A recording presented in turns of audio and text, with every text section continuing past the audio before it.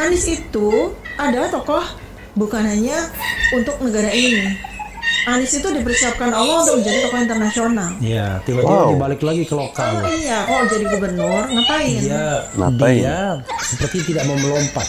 Jadi membangun romantisme akhirnya. Iya, saya pengen itu Anies itu sekarang. Emang dia nggak, misalnya sekarang, Allah belum memberikan kepada dia tugas sebagai presiden karena Anies ditunggu di dunia internasional. Oke, bukan ditunggu di penduduk DKI kembali. Enggak, Mas Anies Palestina tuh membutuhkan Anda. Oke. Ancaman perang dunia ketiga itu membutuhkan Anda, gitu loh. Jadi itu kalau saya bahasa sasmitanya ya, mencoba untuk menerjemahkan apa maksud Allah tuh begitu. Misalnya, dia dijadikan utusan khusus Presiden Prabowo untuk nggak usah harus pakai utusan khusus. Dunia internasional itu sangat mengakui ketokohan dari. Jangan menggunakan fasilitas negara.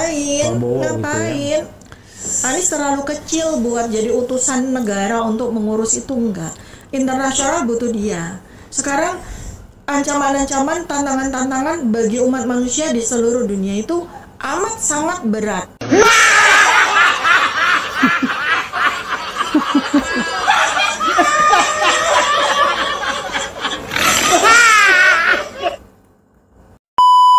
Semoga saya dapat menjalankan tugas internasional ini dengan baik. Merupakan kehormatan bagi saya dan Indonesia ditunjuk oleh Sekretaris Jenderal PBB sebagai utusan khusus Sekjen PBB untuk isu air, Special Envoy of the UN Secretary General on Water.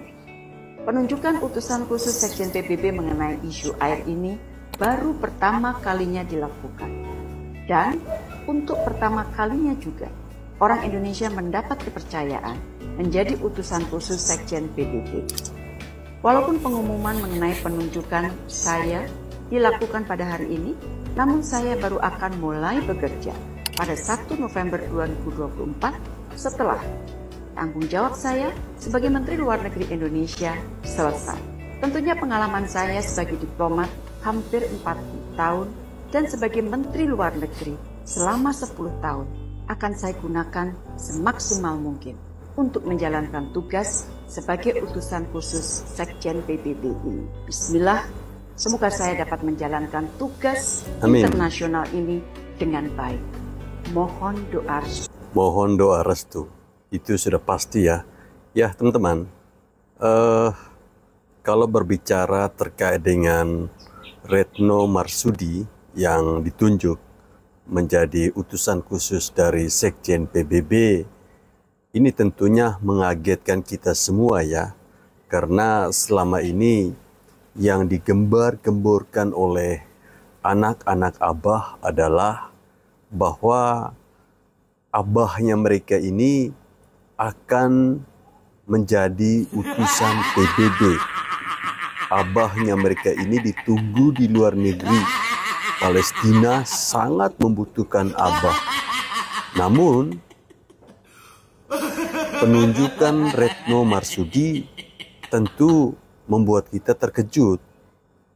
Ya, bagi kita yang masih waras tentu tidak terkejut ya, karena memang bagaimana prestasi dari Menteri Luar Negeri kita ini sangat-sangat luar biasa. Ini tentu beda dengan yang ditunjukkan oleh Anies Baswedan yang tidak ada prestasi sama sekali, tetapi para pemuja-pemujanya dia ini menghayal ya, selalu menghayal yang sebenarnya tidak masuk akal ya. Kalau teman-teman mendengarkan bagaimana pernyataan pada video awal tadi ya, bahwa Anies Baswedan itu disiapkan untuk di luar negeri. Palestina sangat membutuhkan Anies Baswedan. Pret. Nah teman-teman, jangan sampai kita mendengar lagi bahwa penunjukan ya Retno Marsudi sebagai utusan dari Sekjen PBB, jangan sampai ada lagi yang membuat isu bahwa Anies ini ya dijegal oleh Bapak Jokowi. Jangan sampai pula nanti akan ada lagi demo berjilid-jilid.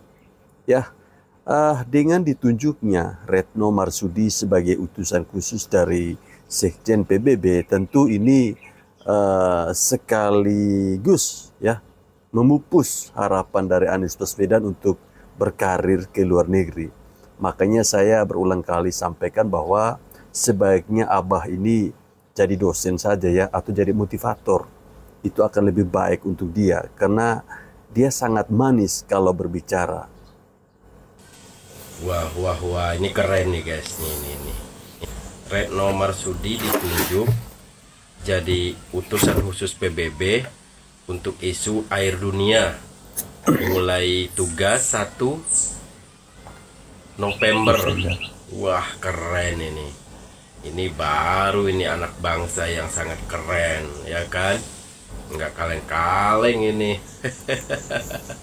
Jadi patut kita banggakan, seluruh rakyat Indonesia patut kita banggakan, karena ini adalah pertama dan satu-satunya dari Indonesia. Coba gimana kita nggak bangga coba? Harus bangga ya. Anak negeri berkarir di dunia internasional, di tempat yang strategis pula ya. Wah, ini keren banget ini. Ya itu tadi, ini kan tergantung kinerja. Betul. Mungkin dunia juga kan melihat kinerja Bu Menteri ini kan bagus ya kan, sehingga dia terpikat begitu. Selesai. Makanya kita lihat nih selama beliau tugas, nggak ada tuh ngomong-ngomong masalah politik, apalagi ngejelekin lawan, teman, baik lawan maupun teman, nggak ada. Beliau ini fokus bekerja, ya kan? Inilah hasilnya. Ini patut kita banggakan sebagai warga negara Indonesia. Jadi mudah-mudahan jangan ada yang nyinyir nih ya masalah ini. Ini adalah anak bangsa yang patut kita banggakan. Ya karena ini pertama dalam sejarah orang Indonesia gitu loh, Sri Kandi Indonesia memimpin lembaga sebesar PBB, Perserikatan Bangsa-Bangsa loh. Wah, ini keren banget nih Bu Retno nih. Tadinya saya berharap beliau ini mau ditarik kembali sama Pak Prabowo untuk dijadiin Menteri Luar Negeri lagi, karena kinerja ini bagus. Tapi ada yang lebih menantang lagi. Ya alhamdulillah beliau dapat tugas baru ya sebagai utusan khusus PBB menangani masalah air dunia. Nah ini keren banget.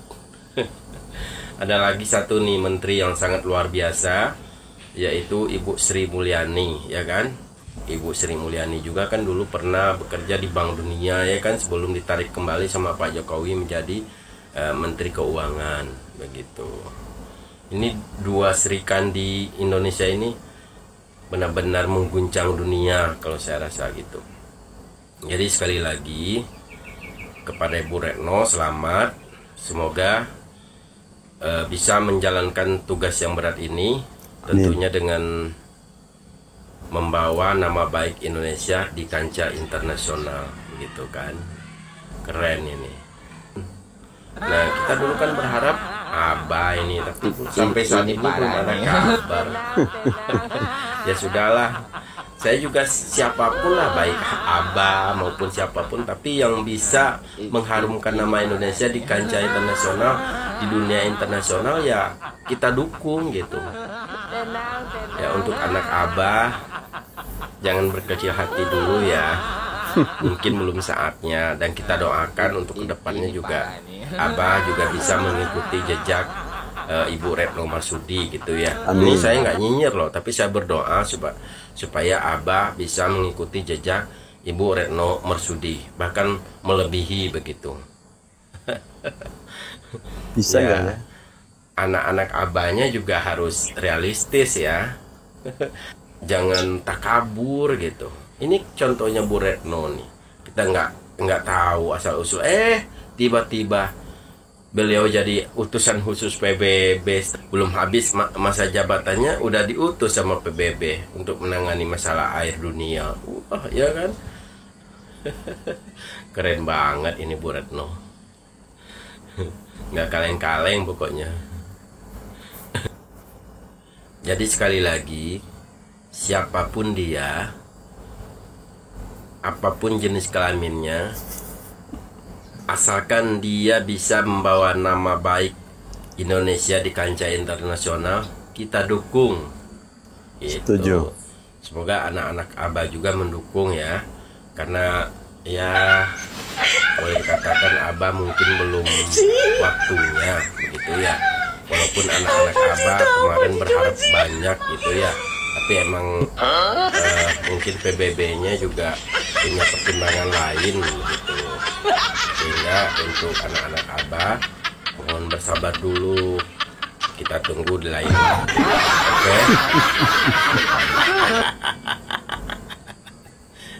Salam damai. Salam damai. Ya, yang koar-koar tidak jadi, yang diam-diam tiba-tiba ditunjuk. Ya, artinya orang di sekeliling kita itu bukan melihat ocehan kita, bukan melihat bacotan kita yang tidak penting, bacotan manis yang hanya hanyalah sebuah trik untuk mengacaukan lawan. Tetapi orang-orang di sekitar kita akan melihat bagaimana kita bekerja. Ini tentu dibuktikan dengan Retno Marsudi yang ditunjuk ya dalam sejarah ini ya. Dia ditunjuk sebagai utusan khusus Sekjen PBB. Ini luar biasa ya. Anak-anak Abah jangan baper ya. Wabah Anies adalah orang internasional. Dibutuhin sama PBB. Katanya mau jadi sekjen PBB. Taunya dijegal katanya. Dijegal sama siapa? Taunya Bu Retno yang dipanggil oleh PBB. Anak wabah kejang-kejang, lepak-lepak ini. Aduh. Wabah. Guys, ada info terbaru nih, yang dimana info ini sangat menggembirakan. Apa tuh? Jadi, Sekretaris Jenderal PBB itu menunjuk langsung warga Indonesia untuk bekerja menjalankan tugas internasional. Wow. Ternyata bener ya anak-anak Abah ini ya. Keren loh mereka. Kok bisa tahu Sekjen PBB ingin mempekerjakan orang Indonesia gitu loh. Tapi apakah yang ditunjuk bener Abah Anies Rashid Baswedan? Enggak. Kita lihat cuplikannya yuk. Bismillah, semoga saya dapat menjalankan tugas internasional ini dengan baik. Merupakan kehormatan bagi saya dan Indonesia ditunjuk oleh Sekretaris Jenderal PBB sebagai utusan khusus Sekjen PBB untuk isu air, Special Envoy of the UN Secretary General on Water. Penunjukan utusan khusus Sekjen PBB mengenai isu air ini baru pertama kalinya dilakukan. Dan untuk pertama kalinya juga, orang Indonesia mendapat kepercayaan menjadi utusan khusus Sekjen PBB. Walaupun pengumuman mengenai penunjukan saya dilakukan pada hari ini, namun saya baru akan mulai bekerja pada 1 November 2024 setelah tanggung jawab saya sebagai Menteri Luar Negeri Indonesia selesai. Ya, lagi-lagi gagal. Ternyata bukan Abah Anies Rashid Baswedan yang ditunjuk Sekjen PBB. Ternyata Bu Retno. Astaga Bu, kami bangga loh punya Menteri Luar Negeri Ibu Retno. Sampai diakui PBB loh kinerjanya. Ketika Ibu sudah mau pensiun menjabat sebagai Menteri Luar Negeri, ditarik sama PBB. Tapi kasihan Abah loh Bu. Padahal anak-anak Abah udah keluar-keluar bahwasanya Abah mereka yang ditunjuk oleh Sekjen PBB. Fotonya dipasang kanan kiri. Aduh Bu. Selamat ya Bu. Kami ikut senang. Tolong ya anak Abah, buka mata lebar-lebar bahwasanya Ibu Retno yang ditunjuk Sekjen PBB, bukan Abah kalian. Oke? Jadi nggak usah nih mikir macem-macem, nggak usah netting. Jangan sampai mikir, wah ini Mulyono yang membegal Anies Rashid Baswedan untuk dipilih oleh Sekjen PBB. Nggak boleh gitu, oke? Dan nggak boleh demo juga. Awas lu ya demo. Tapi tenang aja anak-anak Abah. abah kalian masih ada kesempatan untuk nyalon sebagai ketua RT kok. Masih ada. Semangat, semangat. Partai Perubahan. Masih ada kesempatan untuk dicalonkan sebagai ketua RT. Ya, itu adalah satu-satunya alternatif ya. Karena sudah tidak ada kesempatan lagi bagi Anies Baswedan untuk menjadi utusan di luar negeri. Karena PBB sudah secara resmi menunjuk Menteri Luar Negeri Retno Marsudi untuk menjadi orang Indonesia pertama yang menjadi utusan PBB terkait dengan masalah air ya. Ya, harapan kita semoga saja Ibu Retno bisa mengemban tugas ini dengan baik, bisa membawa, mengharumkan nama Indonesia di kancah internasional. Jadi sebelumnya kemarin ada Ibu Sri Mulyani, sekarang kita punya dua Serikadi hebat, yaitu ditambah lagi dengan Ibu Retno Marsudi. Ya, harapannya tidak ada lagi yang menuduh bahwa ini Pak Jokowi yang menjegal ya. Jangan sampai karena Abah tidak jadi utusan luar negeri, kemudian demo berjilid-jilid ya. Jangan sampai seperti itu ya. Namanya Alvin, mungkin Bapak juga Alvin Lim, videonya itu kalau nggak salah baru 1-2 hari ini Pak disampaikan. Oh iya. Itu keras banget itu mengomentari. Apa pandangan Bapak tentang Alvin itu? Alvin Lim ini seorang narapidana yang sekarang sudah lepas. Jadi begini, saya nggak pernah ketemu dia, tapi saya pernah mau membela dia karena dia bikin video banyak-banyak. Polisi, Kapolri, ayo berani debat dengan saya. Di tempatmu tuh sarang koruptor. Jaksa Agung, ayo gitu, nantang terus. Waktu Bapak jadi Menko Polhukam? Waktu saya Menko, itu Yeah. 2022. Oke.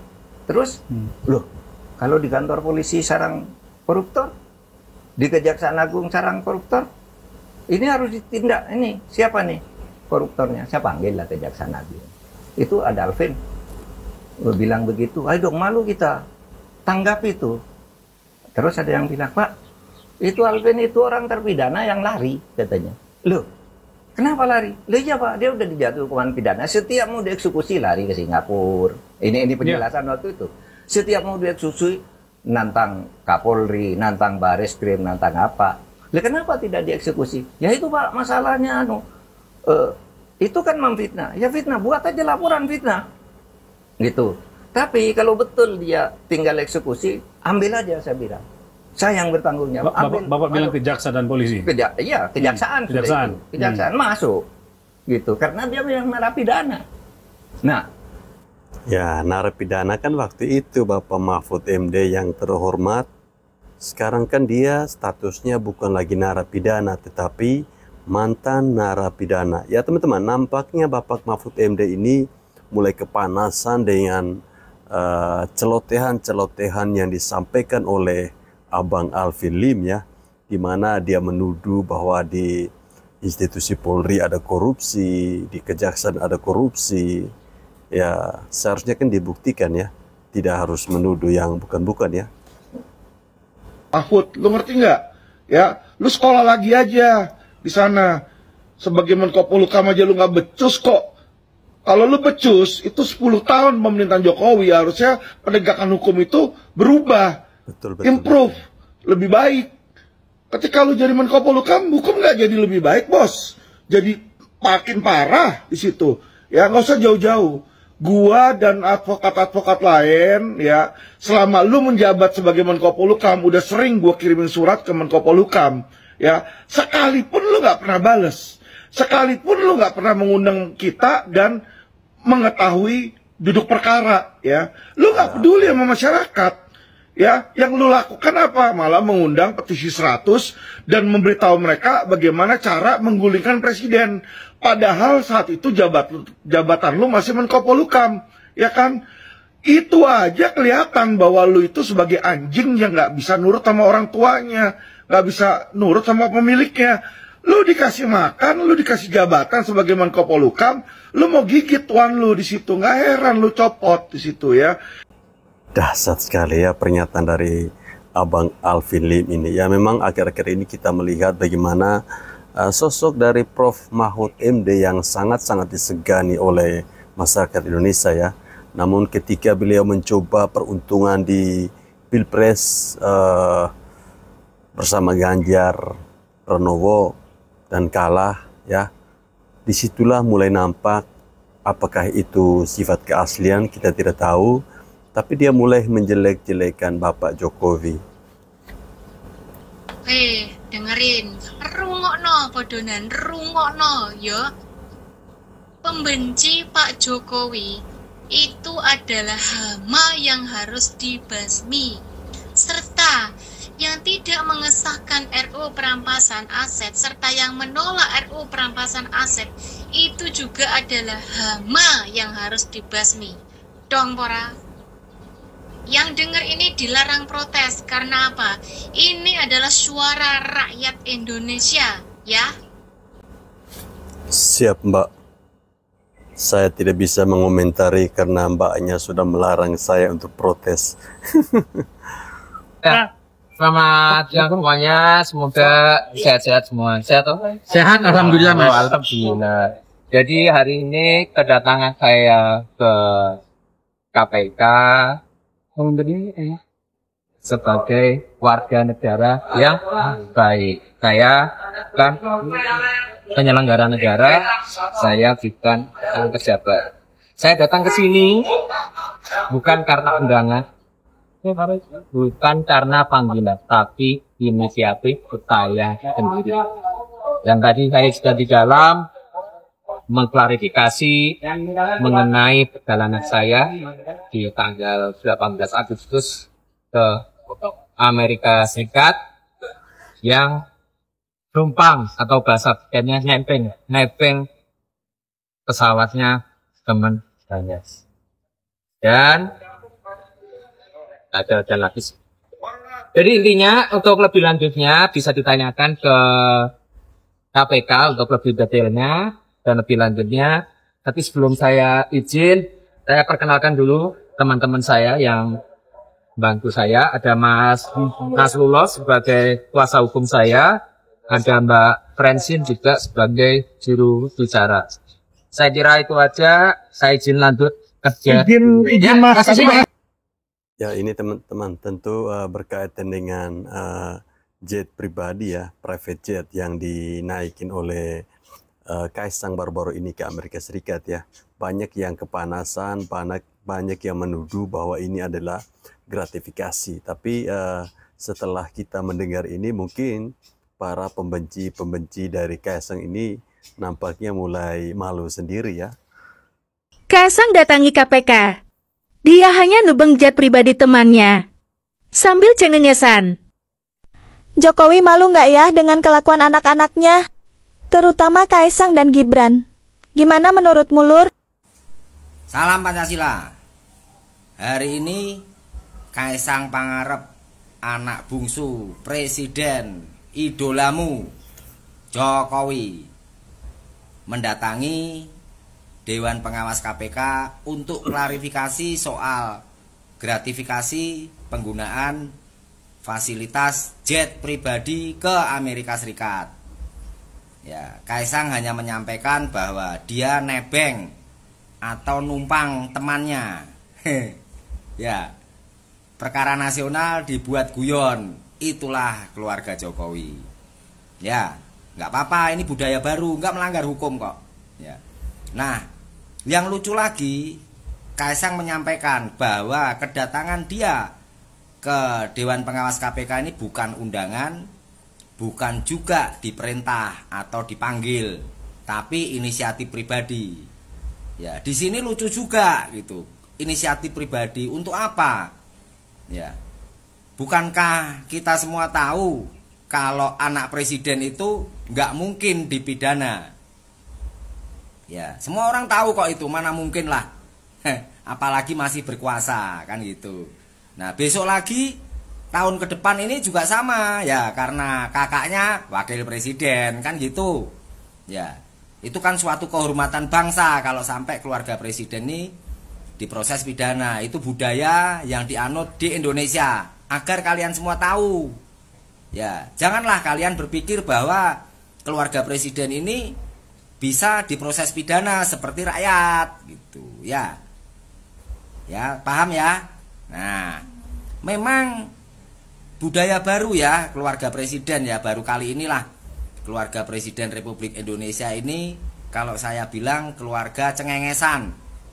Ya, cengengesan. Jadi semua-mua dianggap ringan, semua-mua dianggap remeh. Ya, contohnya misalnya ya, kalau kita lihat di televisi itu saat diwawancara itu, contohnya ada pertanyaan gini. Apakah Bapak sudah makan? Padahal jawab aja, sudah atau belum. Enggak, pasti dijawabnya gini. Silahkan tanyakan kepada pembantu saya yang sehari-hari menyiapkan makan. Jadi diputer-puter gitu, didramatisir gitu. Ya memang benar sih keluarga drakor, drama Korea. Itulah budaya atau profil keluarga presiden kita saat ini. Mungkin nanti akan beda dengan profil budaya presiden kita ke depan, yaitu Prabowo Subianto, kan gitu ya. Ya, jadi ya selama ini kalian semua tahu, kita rakyat tahu bahwa memang telah dimunculkan atau diciptakan drama-drama ya. Drama-drama Korea yang mana hal-hal yang sepele aja seperti ditunda-tunda supaya gaduh dulu, baru nanti klarifikasinya juga sepele gitu ya. Nasib rakyat Indonesia merdeka. Ya, nampaknya ini adalah gerombolan dari anak-anak abah ya, yang risih, yang irih dengan sikap dari Kaesang ya, barusan yang kita simak bersama ya, soal kedatangan Kaesang ke gedung KPK memberikan sebuah klarifikasi terkait dengan kegaduhan yang terjadi di negeri ini, di mana para pembencinya Bapak Jokowi ini menuduh bahwa si Kaesang ini menerima gratifikasi. Komentar teman-teman bagaimana terkait dengan apa yang disampaikan oleh si peci merah ini ya? Coba tulis di bawah kolom komentar ya.